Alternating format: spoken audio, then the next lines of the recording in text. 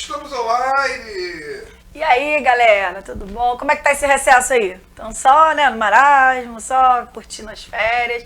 Mas a gente não tá online, né? O Estúdio com Luiz não tá online, mas tá presente, né? A gente tá aí presente a semana aí ativa, aulas todos os dias, material para vocês atualizado, novidades. E eu estou aqui, né, para mais uma aula. E hoje, né, com novidades, hoje a gente abre verbos. Eu sei que a galera tem um pouquinho de preconceito com verbo. Ai, Ju, o verbo é tão difícil, eu ouço direto. Mas vocês vão ver que não é tão difícil assim. Gente, verbo é aquela classe de palavras que a gente fala todo dia, o dia todo, né? Falamos o tempo todo sobre ações. Então, verbo é uma das classes de palavras mais presentes no nosso dia a dia. Ela aí é o fundamento das nossas conversas. Os nossos discursos giram em torno dos verbos, né, que a gente profere, que a gente declara, que a gente enuncia. Então, precisamos conhecer os verbos, precisamos aí nos deliciar com essa classe verbal. Então, para começar, a nossa saga dos verbos é uma coisa assim, tipo Senhor dos Anéis, sabe? Clássico. A gente vai começar falando de flexão, tá? Flexão verbal. Para os alunos que são novos, para a galera que, né, não assistiu às primeiras aulas, flexão, né, eu gosto de esclarecer o que é flexão, porque não adianta você começar uma aula sem saber sobre o que ela será tratada. Então, quando a gente fala de flexão, vamos pensar no significado da palavra flexão. Flexão quer dizer o quê? Dobrar. Né? Quando um professor de educação física vira para você e fala, vamos flexionar o joelho. Flexionar quer dizer dobrar. Flexiona aí o cotovelo, há uma dobradura, o braço, né? Então, a flexão do verbo dá-se a ideia de que o verbo se dobra, tá? Ele se dobra ou se desdobra.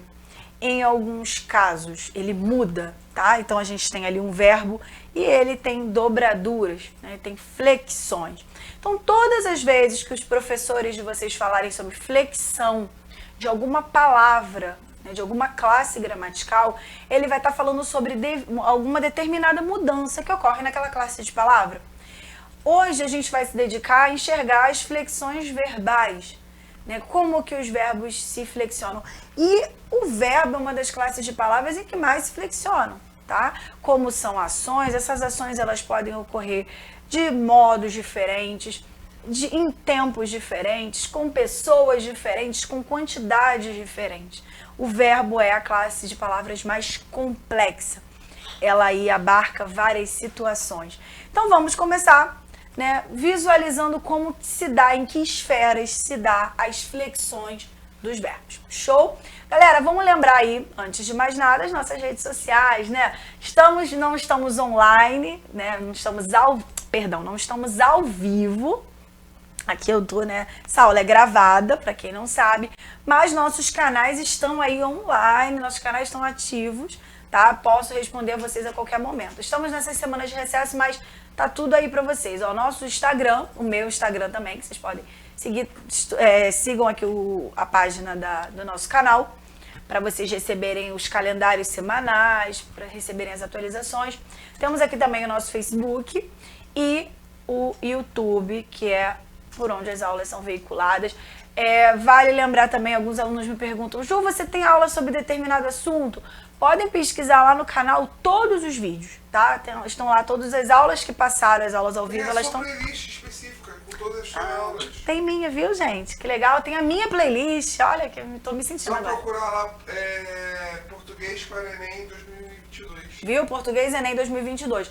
Ali vocês conseguem os conteúdos das aulas antigas, tá? Alguns alunos perguntam, poxa, eu perdi a aula de colocação pronominal. Vai lá que vocês vão encontrar a aula de colocação. Show? E não esqueçam de ativar o sino, ok? Que as aulas novas, vocês já vão recebendo aí as notificações, beleza? Então tá aqui as redes sociais para vocês. E vamos ver como se dá, voltando aí para o assunto verbo, vamos ver quais esferas que os verbos são modificados, são flexionados, tá? O primeiro é modo, tá? Fiz aqui esse organograma aí para vocês. Modo, o verbos, então, eu vou explicar cada um para vocês, tá? Fiquem tranquilos. Modo é uma das primeiras flexões que a gente estuda em relação aos verbos. Temos também mudanças, flexões relacionadas a tempo. Os verbos também eles são flexionados de acordo com o tempo a que eles se referem, que eles se relacionam. Temos também uma mudança de número, ok?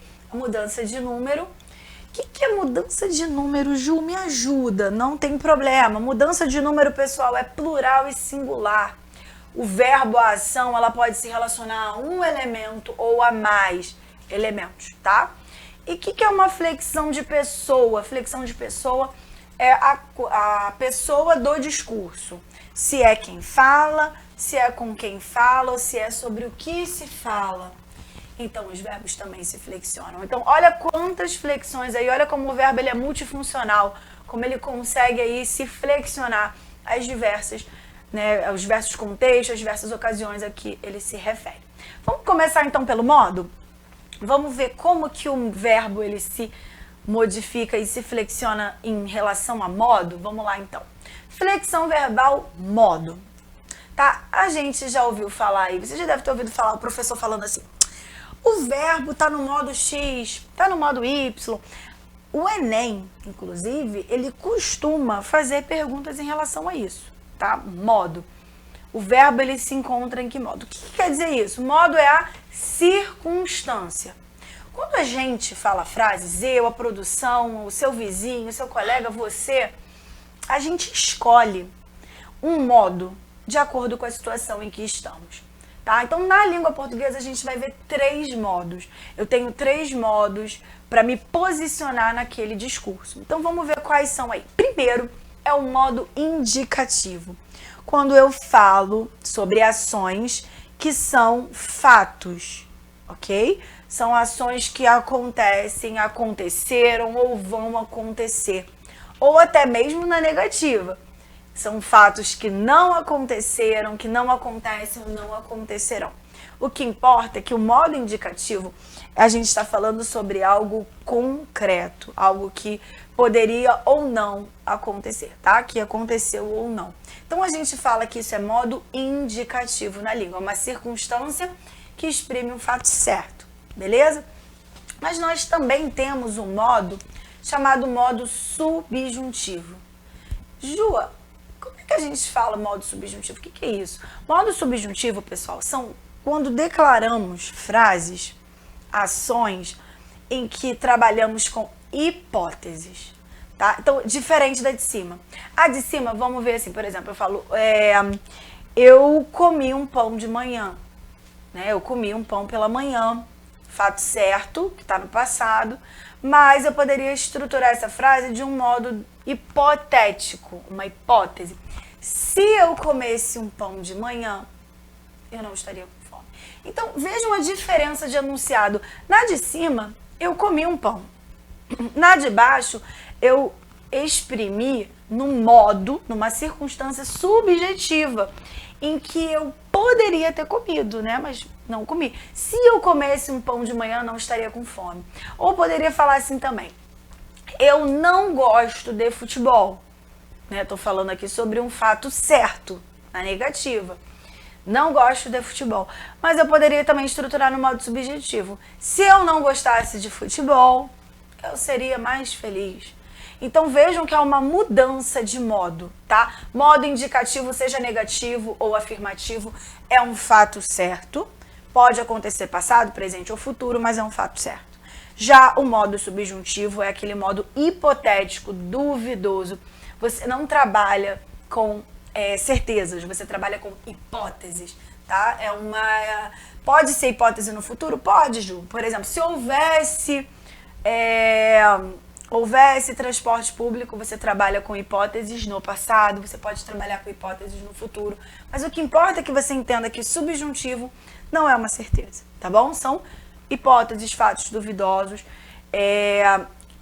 formas da gente se expressar assim. Show? E tem mais um modo da gente se expressar na língua, além do indicativo e do subjuntivo, que é o imperativo. Nós também estruturamos na língua portuguesa frases, enunciados imperativos. Cuidado, não é hiperativo, tá? Às vezes eu vejo os alunos falando ou escrevendo por aí hiperativa, é outra coisa. É imperativo. esse modo de se falar, de se expressar, é um modo verbal que a gente exprime ordens, pedidos, conselhos, orientações, tá? São formas de estruturar as frases pedindo algo. Então não são fatos, a gente não está contando, não está enunciando fatos certos, a gente não está aí falando de hipóteses, mas estou dando conselhos. Por exemplo, quando você pega uma receita de um bolo e você vai lá ler as ações, né? Você pega lá os ingredientes e as ações, são instruções. Abra o pacote, coloque a margarina, mexa o bolo, acrescente as uvas. Então vocês podem ver que essas ações, elas não estão tratando de fatos certos que aconteceram ali no momento, também não estão trabalhando com hipóteses. Ali são orientações, são ordens, passo a passo. Então, isso chamamos na língua portuguesa de modo imperativo. Modo imperativo é muito usado o quê? Manual de instrução, receita de bolo, textos instrucionais, né? Textos que nos instruem a fazer alguma coisa. Então, o modo imperativo pode parecer que é raro, mas não. A gente vê bastante por aí, né? A gente vê também, às vezes, em redes sociais, né, dizendo ali como a gente deve fazer algo. Então, são esses 3 modos que nós temos de nos expressar na língua. Isso, né? Modo, circunstâncias. Indicativo, subjuntivo e imperativo. Por que a gente está falando sobre isso? Isso é super importante para interpretações de texto, né? Quando vemos lá nos textos verbos no modo imperativo, a gente já pode entender que ali tem uma ordem, um pedido, uma orientação. Meus textos, né, dissertativos devem estar no modo indicativo. Quando que eu trabalho com subjuntivo? Quando a gente trabalha com hipóteses, com circunstâncias hipotéticas.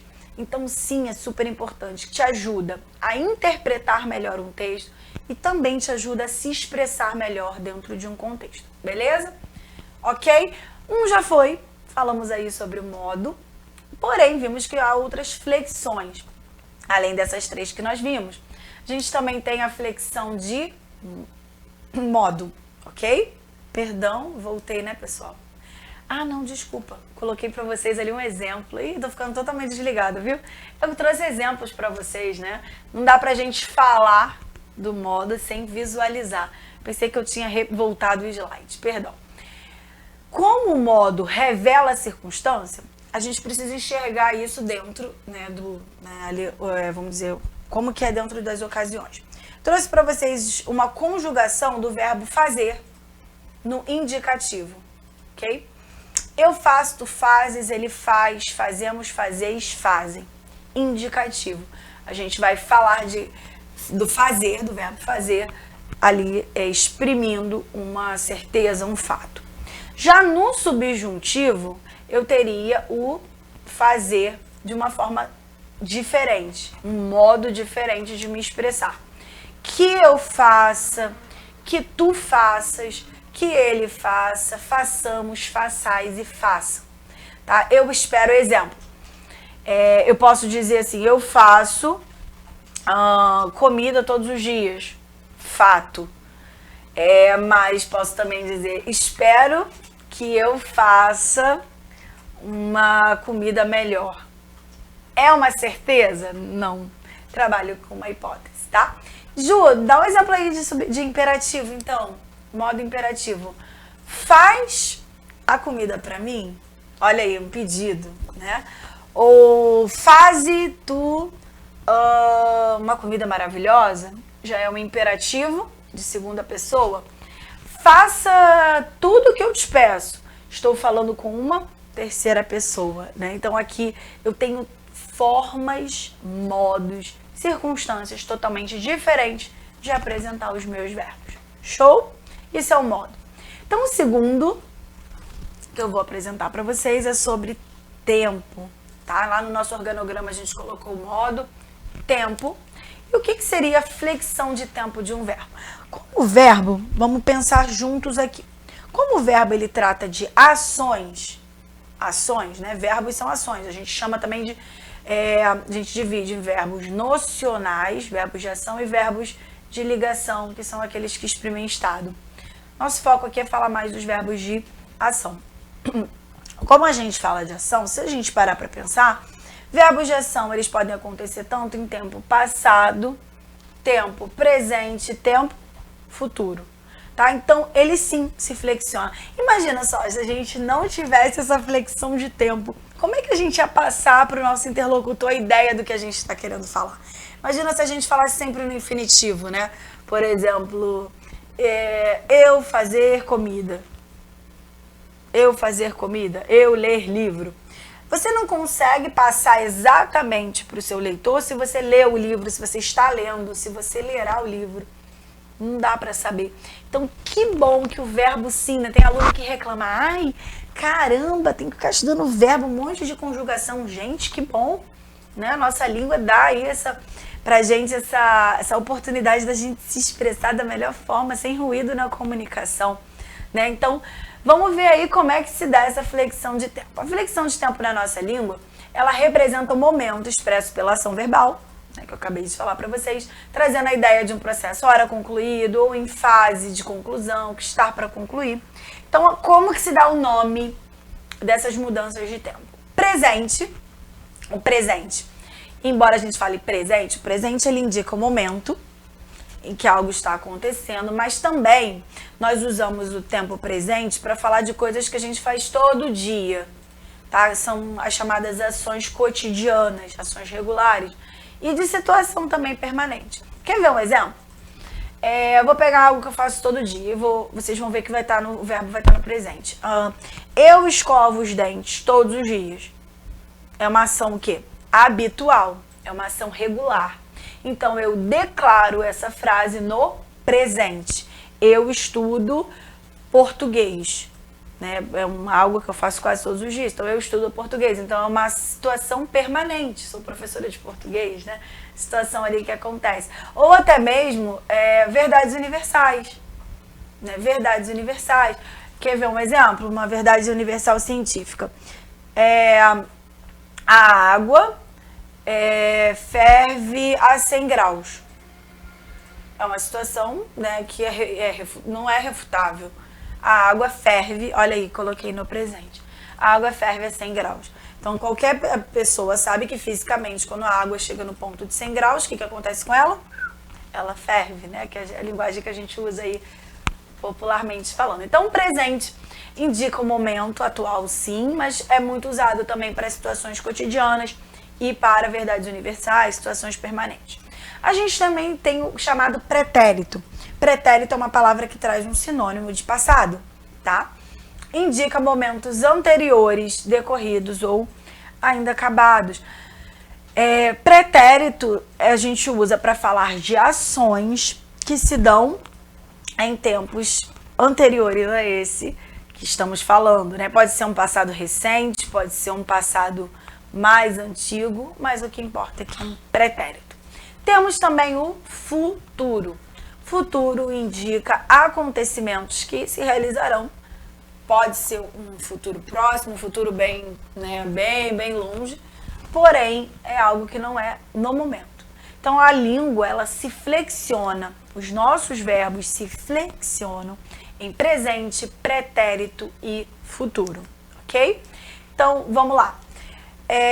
Vamos dar uma olhada, assim como eu fiz com o modo, vamos ver alguns verbos conjugados nessa flexão de tempo. O que eu queria pedir a vocês, turma, como o verbo é algo bem complexo, eu deixo aí de sugestão a vocês que revisem as flexões de tempo, que são muitas, né? A gente tem presente, mas a gente tem o pretérito perfeito, imperfeito e o mais que perfeito. Nós temos aí 3 flexões diferentes de pretérito. Temos também as flexões de futuro, futuro do presente, futuro do pretérito. Isso apenas no modo indicativo. Porém, no subjuntivo a gente também tem o futuro do subjuntivo, presente do subjuntivo. Temos no imperativo também passado, presente. Então, verbo é algo muito amplo. Então, eu sugiro a vocês que estudem, revisem essa matéria sobre as mudanças de tempo dos verbos, tá? Então, vamos dar uma olhada aí como que isso ocorre. Presente do indicativo, por exemplo, em relação ao tempo. Presente. Eu durmo. Tu dormes, ele dorme, dormimos, dormis e dorme. Ju, como é que seria o pretérito? Vamos dar uma olhada num pretérito imperfeito no indicativo, tá? Ju, o que é pretérito imperfeito? Pretérito imperfeito é aquele passado, quando a gente usa o verbo para falar de passados, que eram frequentes. Eram ações que eu fazia no passado que eram recorrentes. Eu fazia várias vezes no passado. Era um hábito que eu tinha no passado. Olha só. Eu dormia. Eu não falei que eu dormi uma vez só. Eu dormia, por exemplo, Juliana, eu dormia de meia quando era criança, né? É um passado, é um hábito que eu tinha no passado. Tu dormias, ele dormia, nós dormíamos, dormis, dormiam. Então, aqui está um exemplo para vocês de fato passado. Temos também o futuro. Escolhi para vocês aí um futuro, mas não do modo indicativo, mas um futuro do modo subjuntivo. Olha aqui. O que é o subjuntivo mesmo? Lembra aí, subjuntivo é o quê? Um modo que a gente tem de se expressar para hipóteses, tá? Então, a gente vai falar de um futuro hipotético. Olha aí. Se eu dormir... Ai, que delícia, né? Quem gosta desse verbo, né, gente? Se eu dormir, mas eu fico menos cansada. Hipótese. É uma hipótese no futuro. Não tô dizendo que é algo certo, tá? Se tu dormires, se ele dormir, se nós dormimos, se vós dormides, se eles ou ela dormirem, tá? Então, vemos aqui tempos diferentes e em modos diferentes. Vejam que esses dois primeiros aqui que eu coloquei para vocês estão no modo indicativo. Certezas, né? Fatos. E o subjuntivo é um modo diferente, um modo hipotético, e ele também trabalha com o futuro. Show? Então, temos aqui modos diferentes e tempos diferentes. Beleza? Vamos ver agora, falei para vocês dentro do nosso organograma que a gente tem uma mudança de tempo, temos uma mudança de modo e também temos uma flexão verbal em relação a número e pessoa. É legal a gente entender isso, né? Porque muitas das vezes vocês recebem recados, o professor, né, como vocês já estão aí no ensino médio, temos também alunos aí do Fundamental, né? Um outro beijo aí pra galera do Fundamental que assiste às aulas. Mas o professor às vezes fala para vocês, olha, não coloca o texto em terceira pessoa, não coloca o texto no modo em primeira pessoa e tal. E é importante vocês, agora, né, acho que vai ficar mais claro para vocês o que é isso, quando o professor diz isso. O verbo, a gente, além do tempo e do modo, a gente também refere-se a pessoas e a número. Tá? Há uma pessoa no discurso, é um número. O que é isso? Vamos ver juntos aí. Os verbos, eles sofrem a flexão em número. O que quer dizer número? Plural e singular. Então, isso afeta muito a concordância. Por exemplo, a gente vê na linguagem popular as pessoas falarem assim, ó. Os cara falou. Os cara, né? O sujeito aí tá no plural. Os meninos falou. Os meninos estão no plural. O verbo, pessoal, ele se adequa ao número. O número, né, da quantidade de pessoas ali do sujeito, né? O sujeito a que se refere. Então, se os caras estão no plural, o verbo também vai para o plural. Ele se flexiona em número. Assim como se houver dois sujeitos. Vamos supor que eu fale assim. Eu e Ricardo, eu e Carolina, eu e Joana... mais de duas pessoas, muda aqui o número, o verbo ele vai o quê? Pluralizar, são duas pessoas, dois sujeitos, né? Então o verbo pluraliza. Então quando a gente fala disso, a gente está falando aí até um pouco de concordância, né? O verbo ele muda o número de acordo com o plural ou com o singular, então isso é chamado de flexão de número. Ó, no singular indica apenas um sujeito verbal, então o verbo ele fica dentro do singular. No plural é quando tem mais de um sujeito, tá? A gente tem ali mais de um sujeito verbal. A gente pode ter ali uma palavra indicando mais de uma coisa, ou pode ter ali dois sujeitos. E o verbo vai flexionar, e nós temos que flexionar, hein, gente? Por favor. Sei que no dia a dia, na linguagem do rap, na linguagem da rua, a gente acaba aí não se preocupando muito com a flexão, mas nos nossos textos escritos, nós como acadêmicos, a gente precisa se preocupar com a flexão do verbo, beleza? E temos também a flexão de pessoa, ok? A flexão de pessoa. Vamos lembrar que nós temos 3 pessoas nos discursos, ok? A gente tem 3 pessoas. Temos a pessoa que fala, que não necessariamente precisa ser uma pessoa humana, pode ser aí uma empresa, pode ser até mesmo um animal. O que eu quero dizer? Que tem aquele que, né, declara a mensagem, que solta ali a mensagem, a ação. Temos quem recebe a ação, e temos sobre o que se fala. Então a gente tem primeira pessoa, a segunda pessoa, a terceira pessoa. O verbo, ele muda de acordo com essas pessoas, tá? O verbo, ele sofre flexão de acordo com a pessoa que ele se relaciona. Se ele se relaciona com a primeira, se ele se relaciona com a segunda, se ele se relaciona com a terceira, tá? Com as 3 pessoas verbais. Primeira pessoa, então, indica quem fala. Pode ser eu, pode ser o nós, tá? Eu é a primeira pessoa no singular. O nós é a primeira pessoa no plural. Então, são as formas que a gente tem de se expressar. Eu li, nós lemos. Fomos nós que fizemos a ação, primeira pessoa verbal. Mas também temos aí formas diferentes de flexionar, de conjugar para as segundas pessoas, que na nossa língua é o tu e o vós, tá? Tu falas, vós falais, beleza? Então o verbo ele muda de acordo com a pessoa e o número. Tu é o singular, vós, plural, tá? É a segunda pessoa do plural, o verbo muda. Assim como a terceira pessoa verbal, ele, ela, eles ou elas, o verbo muda. Ele fala, ela fala, eles falam, elas falam. Então aí a gente tem uma forma diferente. Ele para ou ela para o singular, eles e elas para o plural. Então vejam como o verbo é multifuncional, né? Como que ele se apresenta aí de diversas formas, ele consegue se flexionar em 4 partes, e dentro dessas partes ele vai se flexionando. O verbo parece até vamos dizer assim, vamos fazer uma analogia de uma árvore, né? Ele tem ali a sua raiz, mas ele consegue ir crescendo e mudando aí, dando várias, né? Saindo aí vários galhos, várias folhas, vários frutos. Então o verbo é realmente sim muito complexo. É muito complexo, mas não achem que é difícil, porque vocês falam. Nós falamos, né? Que, ó, eu falo, tu falas, ele fala, nós falamos, nós usamos. O verbo ele tem que ser gastado mesmo, né? Ele tem que ser usado, utilizado por aí, pra gente aprender. Não tenham medo de errar, tá bom? Tenham dúvida, hoje em dia a gente tem dicionário de conjugação verbal na internet, né?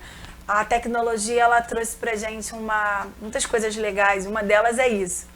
Antigamente, quando eu estudava, não tinha internet, a professora fazia a gente ficar horas conjugando o verbo. Você chegou a pegar isso, produção? Aquela conjugação verbal que o professor botava lá, conjugue o verbo, e dava o verbo a gente ficar, eu falo, tu falas, ele fala. Eu fiz muito isso. Não é? A gente aprendia dessa forma. Eu aprendi a conjugar verbo por causa disso, sabia? Por causa desse... Por causa disso. A gente ficava ali no caderno, o professor jogava lá os verbos e a gente tinha que ficar fazendo conjugação, fazendo o que eu fiz com vocês, a flexão. Né? O aluno ele aprendia a flexão verbal através da feitura. Então a gente tinha lá um caderninho e aí o professor dava lá, conjuga no futuro do subjuntivo. E aí o aluno sentava, igual a produção falou, aprendi muito, né, nesse processo. E aí o aluno tinha que fazer, agora conjugue o verbo tal no pretérito imperfeito. Então a gente se obrigava a saber. Hoje, produção, tem dicionário de conjugação verbal, acredita? A gente coloca lá o link no site, você coloca o verbo e ele conjuga para você tudo ali, tranquilamente. Então o aluno hoje ele está muito confortável com a tecnologia, né? Mas aí como é que a gente pode aprender então, Ju? Com a leitura, né? Até mesmo com a conjugação verbal é importante, porque as flexões são muito grandes, são muito extensas. Show? Tem um assunto que eu trouxe para vocês também, que não está dentro de flexão, mas acho que vale a pena a gente né, pincelar dentro aí da flexão verbal, que são as vozes do verbo, tá? O verbo, ele também tem voz, ele tem uma forma de se apresentar nos enunciados, 3 formas, na verdade. O verbo, ele pode aparecer numa voz que a gente chama de ativa. O que seria a voz ativa do verbo? Voz ativa é quando o sujeito é o agente da ação. Ele aparece na frase como o agente expresso pelo verbo. Preste atenção aqui, eu usei eu mesma de exemplo, tá? Juliana comeu bolo de laranja. Eu adoro, gente, bolo de laranja. Bolo de aipim também. Ai, nossa, me deu até vontade agora. Juliana comeu bolo de laranja. Aqui eu apareço como agente. O verbo é comer, ok? O verbo comeu. Então vocês veem aí que eu apareço nesse enunciado exatamente como agente. Isso chamamos na língua de voz ativa, quando está aparecendo ali antes do verbo quem é que fez a ação, tá? O agente. Só um momentinho, pessoal, vou beber uma água, porque a gente está descansando, então a voz desacostumou aqui. Aí, a gente tem também uma forma de expressar com uma voz, o verbo, né? Ele pode se expressar aí também de uma forma diferente, com a voz que a gente chama de voz passiva. O que seria então a voz passiva? Quando o sujeito gramatical, quem fez a ação, é o paciente da ação ali expressa pelo verbo. Ué, Ju, como assim? Ele é sujeito paciente? Como assim? Na verdade, ele aparece naquele enunciado como um paciente, mas é ele quem fez a ação. Prestem atenção. O bolo de laranja, olha aqui, o bolo de laranja aparece na frente. Ele aparece lá no início, como se fosse um sujeito. Mas ele não é o sujeito. Não foi ele que fez, né? Não foi ele quem se fez. Ele foi feito. O bolo de laranja foi comido, né? Foi comido por Juliana. O bolo de laranja foi comido por Juliana. Não é o bolo de laranja que se comeu, ele foi comido. Então vejam que quem fez a ação, quem praticou a ação de comer, aparece aqui no final. A gente chama isso de sujeito paciente, tá? Porque ele aparece no final, dá essa ideia de que ele é paciente, mas na verdade é ele que fez, foi o executor da ação. Então essa estrutura aqui a gente chama de voz passiva. Aparece geralmente com 2 verbos, tá? Um auxiliar e o principal, a ação principal, e o sujeito aparece no final. Então vejam a diferença de enunciados. Juliana comeu o bolo de laranja, tá? Aqui o sujeito aparece lá no início, só tem um verbo, que é a ação mesmo. Juliana comeu o bolo de laranja, mas aparece aqui 2 verbos, tá? O auxiliar e o principal, e o sujeitinho lá no final. O bolo de laranja foi comido por Juliana. Essa mudança, a gente diz que é voz ativa e voz passiva, são formas que nós temos de nos expressar na língua, ora por uma voz ativa ali, sujeito, e ora sujeito ali sendo passivo, paciente, aliás, que a gente chama de voz passiva, tá? Achei importante a gente falar sobre isso, que também é algo que causa dúvida, né? Às vezes os alunos, principalmente a galerinha lá do fundamental, que tem aquela, caramba, isso eu tenho um pouco de dúvida. E uma das coisas também que a galera fica um pouco em dúvida é a questão da voz reflexiva, tá? Vamos pensar em voz reflexiva como um reflexo mesmo, né? Vamos pensar aqui na questão de um espelho. Quando eu tenho um espelho, eu olho, mas eu também me vejo, né? Então, a gente tem uma ação aí reflexiva. Os verbos, eles também podem se apresentar na voz reflexiva, que é quando o sujeito, ele faz a ação, mas ele também recebe a ação, tá? Eu faço a ação, por exemplo, me coçar. Eu me coço. Vamos pensar aí numa estrutura sintática. Eu sou o sujeito. Eu estou fazendo o quê? Ó, coçando. Quem é que está recebendo essa coçadinha aqui? Eu. Então eu sou o sujeito e sou o objeto. Eu faço a ação e eu recebo a ação. Então vejam que os 2 pronomes se referem a mim, né? Eu e o me. Então a gente chama isso na língua portuguesa de uma voz. O verbo se apresenta numa voz reflexiva. Recebo e faço a ação. Eu sou o agente e eu sou o paciente da ação. Olha aqui. Eles abraçaram-se durante muito tempo. Quem é que abraçou? Eles. Quem é que recebeu os abraços? Eles também. Então, isso aqui é a voz reflexiva. A ação do verbo é tanto para o sujeito e quem recebe é o sujeito também. Ele é o recebedor, ele é o agente e ele é o paciente da ação.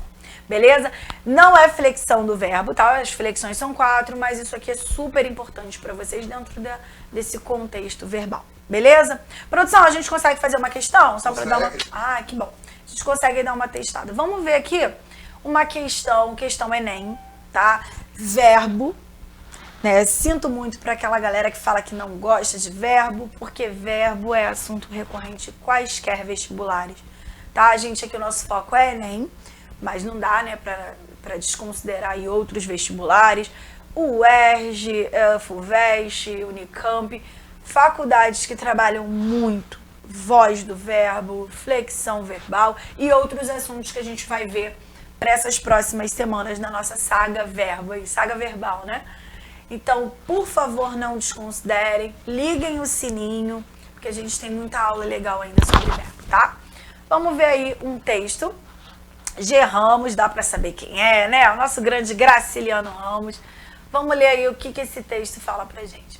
Certa vez, minha mãe surrou-me com uma corda nodosa que me pintou as costas de manchas sangrentas. Moído, virando a cabeça com dificuldade, eu distinguia nas costelas grandes lanhos vermelhos. Deitaram-me, enrolaram-me em panos molhados com água de sal. E houve uma discussão na família. Minha avó, que nos visitava, condenou o procedimento da filha. E esta afligiu-se, irritada. Ferira-me à toa, sem querer. Não guardei ódio da minha mãe. O culpado era o nó. Então, é um texto, né, bem, quase uma crônica, né, algo que acontece aí no dia a dia. A minha mãe surrou-me com uma corda nas costas, né, eu não sei, eu nunca apanhei, eu não era muito levada. Minha mãe que assiste às aulas aí pode, né, mãe, garantir, eu era bem tranquila, sempre fui uma criança bem tranquila, então eu nunca apanhei. Mas ele fala aí que ele recebeu uma lição, né, com a corda, e aí ficou machucado, e a avó que estava ali na casa, que nos visitava, não gostou da atitude da filha, né, dela ter batido no filho como forma de lição, e esse realmente é um debate muito válido, né, nos dias de hoje, a questão da... ou não, né, bater, o tapinha, é realmente educar ou não. E aí ele fala que ele não guardou mágoas da mãe, que a culpa não foi da mãe, a culpa foi do nó. Se ele ficou machucado foi porque tinha um nó. Ele diz aqui, ó, uma corda nodosa, né, que tinha nós, havia nós ali na corda. A culpa não foi da minha mãe, não, a culpa foi do nó. O carinho que ele sente pela mãe dele, né, superou aí esse episódio.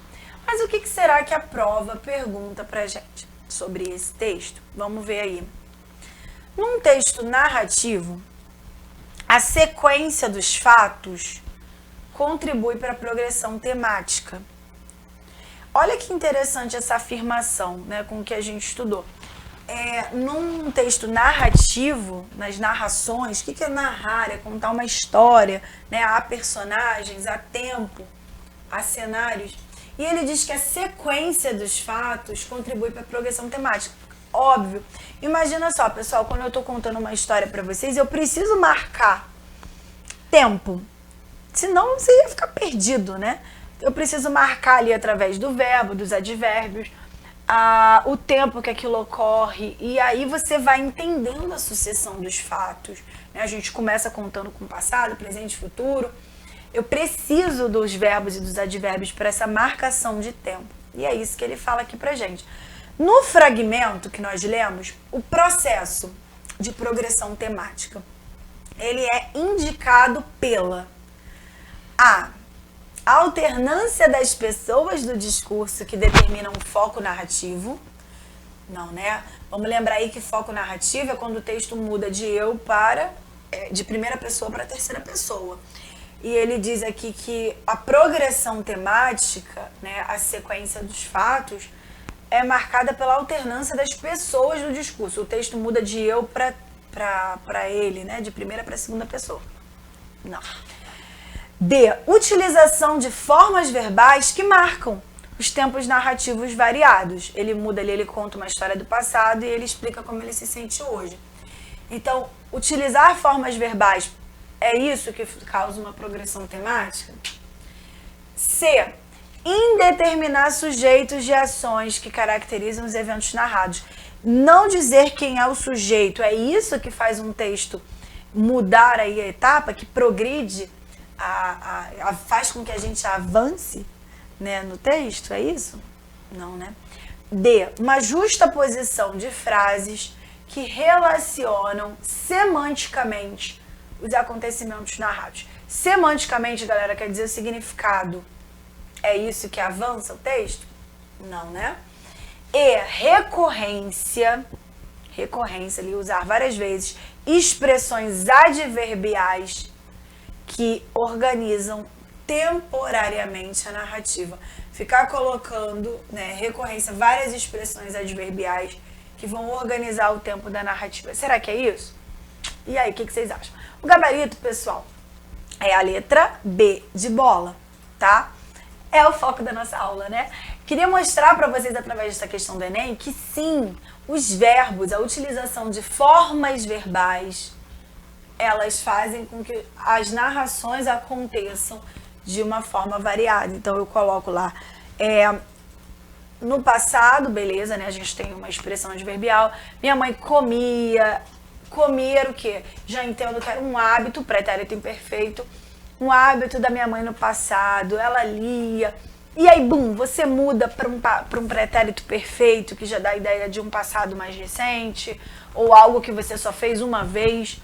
Depois você avança para o futuro. E o leitor, através dessas mudanças das formas verbais, ele vai entendendo quando as coisas vão acontecendo, de que forma, modo, elas iam acontecendo.